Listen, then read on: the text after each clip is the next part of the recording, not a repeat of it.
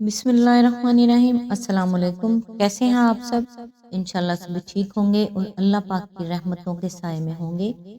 आज तहज्जुद के बारे में बात करूंगी। तहज्जुद बहुत अफजल इबादत है, तभी ये फ़र्ज़ नहीं की गई, क्योंकि फ़र्ज़ इबादत तो इंसान अक्सर खौफ से भी पढ़ता है या ये सोचकर भी पढ़ लेता है कि उसका रोज़े महशर सवाल किया जाएगा।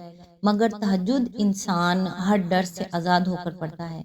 इसमें सवाल और जवाब का खौफ नहीं होता, न ये सोचा जाता है कि ये फ़र्ज़ है, तहज्जुद इश्क़ नमाज है, और बस ये सोचकर पढ़ी जाती है कि आज अल्लाह से मुलाकात करनी है, आज अल्लाह से तब बात करनी है जब सब सो रहे होंगे, जब गुफ्तगू की आवाज़ और हिचकियाँ लेता हुआ दिल किसी को दिखाई नहीं देगा, जब दिल अल्लाह की मोहब्बत से भर जाता है, तब अल्लाह इंसान के दिल में इतनी तड़प पैदा कर देता है कि वो रात के घुप अंधेरे में अपनी सुकून और नींद छोड़कर अल्लाह से मिलने आता है।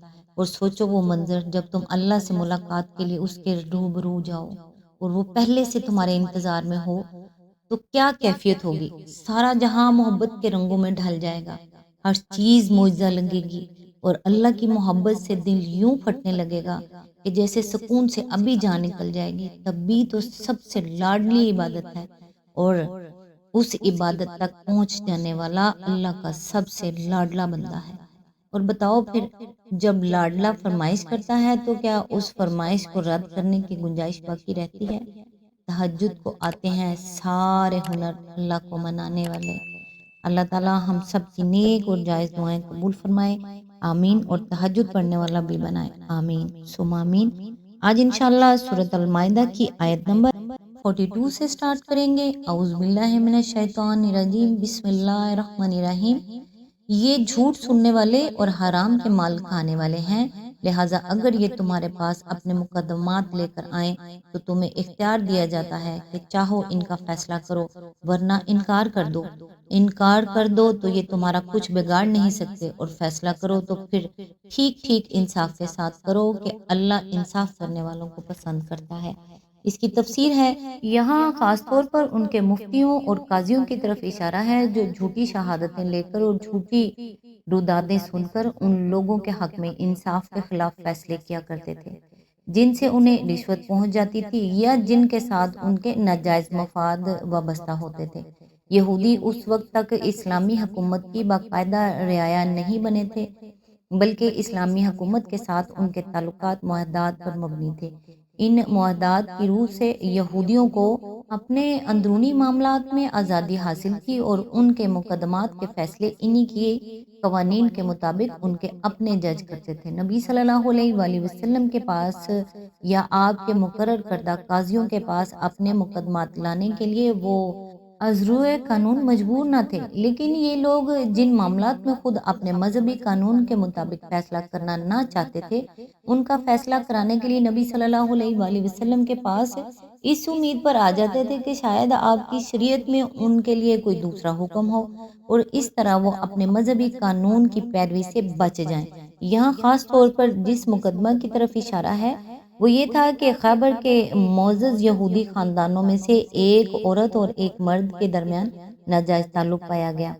तो रात की रूह से इनकी सज़ा रजम थी, यानी ये कि दोनों को संसार किया जाए। लेकिन यहूदी इस सज़ा को नाफिज करना नहीं चाहते थे, इसलिए उन्होंने आपस में मशवरा किया कि इस मुकदमा में मोहम्मद सल्लल्लाहु अलैहि वसल्लम को पंच बनाया जाए। अगर वो रजम के सिवा कोई और हुक्म दें तो कबूल कर लिया जाए, और रजम ही का हुक्म दें तो ना कबूल किया जाए। चुनाचा मुकदमा आपके सामने लाया गया, आपने रजम का हुक्म दिया, उन्होंने इस हुक्म को मानने से इनकार किया। इस पर आपने पूछा, तुम्हारे मजहब में इसकी क्या सजा है? उन्होंने कहा, कोड़े मारना और मुंह काला करके गधे पर सवार करना।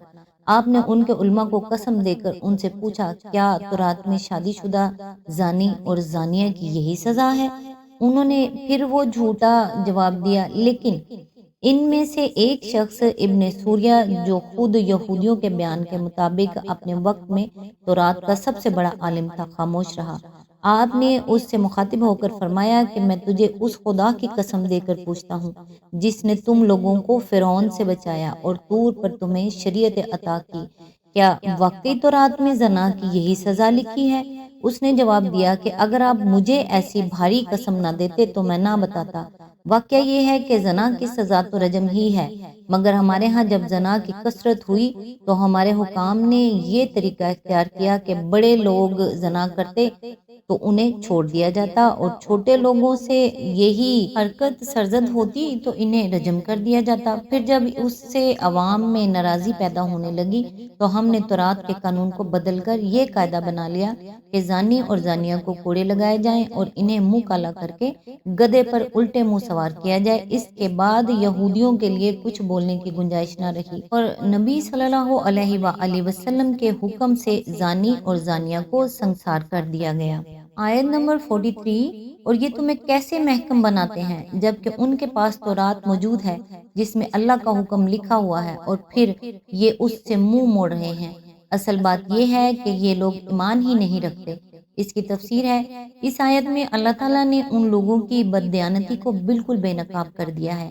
یہ مذہبی لوگ جنہوں نے تمام عرب پر اپنی دینداری اور اپنے علم کتاب کا سکہ جما رکھا تھا، ان کی حالت یہ تھی کہ جس کتاب کو خود کتاب اللہ مانتے تھے اور جس پر ایمان رکھنے کے مدعی تھے، ان کے حکم کو چھوڑ کر نبی صلی اللہ علیہ وآلہ وسلم کے پاس اپنا مقدمہ لائے تھے، جن کے پیغمبر ہونے سے ان کو بشدت انکار تھا۔ اس سے یہ راز بالکل فاش ہو گیا کہ یہ کسی چیز پر بھی صداقت کے ساتھ ایمان نہیں رکھتے۔ دراصل ان کا ایمان اپنے نفس اور اس کی خواہشات پر ہے۔ جسے کتاب اللہ مانتے ہیں اس سے صرف اس لیے منہ موڑتے ہیں کہ اس کا حکم ان کے نفس کو ناگوار ہے، اور جسے معاذ اللہ جھوٹا مدعی نبوت کہتے ہیں، اس کے پاس صرف اس امید پر جاتے ہیں کہ شاید وہاں سے کوئی ایسا فیصلہ حاصل ہو جائے جو ان کے منشا کے مطابق ہو۔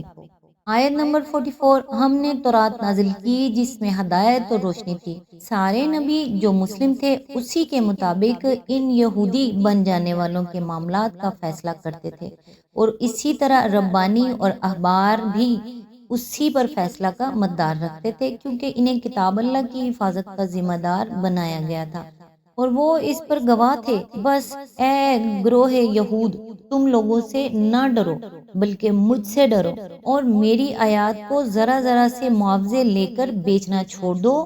جو لوگ اللہ کے نازل کردہ قانون کے مطابق فیصلہ نہ کریں وہی کافر ہیں۔ یہاں اس کی تفسیر ہے، یہاں ضمناً اس حقیقت پر بھی متنبہ کر دیا گیا کہ انبیاء سب کے سب مسلم تھے، بخلاف اس کے کہ یہ یہودی اسلام سے ہٹ کر اور فرقہ بندی میں مبتلا ہو کر صرف یہودی بن کر رہ گئے تھے۔ آیت نمبر 45، تورات میں ہم نے یہودیوں پر یہ حکم لکھ دیا تھا کہ جان کے بدلے جان، آنکھ کے بدلے آنکھ، ناک کے بدلے ناک، کان کے بدلے کان، دانت کے بدلے دانت، اور تمام زخموں کے لیے برابر کا بدلہ۔ پھر جو قصاص کا صدقہ کر دے تو وہ اس کے لیے کفارہ ہے، اور جو لوگ اللہ کے نازل کردہ قانون کے مطابق فیصلہ نہ کریں وہی ظالم ہیں۔ اس کی تفسیر ہے، یعنی جو شخص صدقہ کی نیت سے قصاص معاف کر دے اس کے حق میں یہ نیکی اس کے بہت سے گناہوں کا کفارہ ہو جائے گا۔ اسی معنی میں نبی صلی اللہ علیہ وآلہ وسلم کا یہ ارشاد ہے، یعنی جس کے جسم میں کوئی زخم لگایا گیا اور اس نے معاف کر دیا تو جس درجہ کی یہ معافی ہوگی اسی کے بقدر اس کے گناہ معاف کر دیے جائیں گے۔ آیت نمبر 46، پھر ہم نے ان پیغمبروں کے بعد مریم کے بیٹے عیسیٰ کو بھیجا، تو رات میں سے جو کچھ اس کے سامنے موجود تھا وہ اس کی تصدیق کرنے والا تھا، اور ہم نے اس کو انجیل عطا کی جس میں رہنمائی اور روشنی تھی، اور وہ بھی تورات میں سے جو کچھ اس وقت موجود تھا اس کی تصدیق کرنے والی تھی، اور خدا ترس لوگوں کے لیے سراسر ہدایت اور نصیحت تھی۔ اس کی تفسیر ہے، یعنی مسیح علیہ السلام کوئی نیا مذہب لے کر نہیں آئے تھے بلکہ وہی ایک دین جو تمام پچھلے انبیاء کا دین تھا مسیح کا دین بھی تھا، اور اسی کی طرف وہ دعوت دیتے تھے۔ تو رات کی اصل تعلیمات میں سے جو کچھ ان کے زمانہ میں محفوظ تھا اس کو مسیح خود بھی مانتے تھے، اور انجیل بھی اس کی تصدیق کرتی تھی۔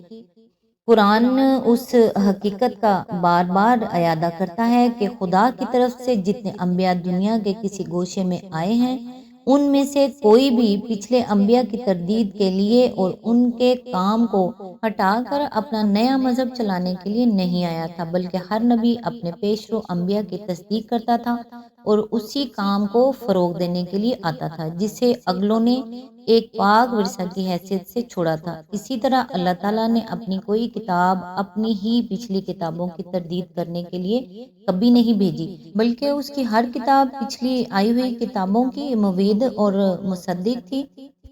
آج تک کے لیے اتنا ہی، نیکسٹ انشاءاللہ آیت نمبر 47 سے سٹارٹ کریں گے، تب تک کے لیے دعاؤں میں یاد رکھیے گا۔ اللہ حافظ۔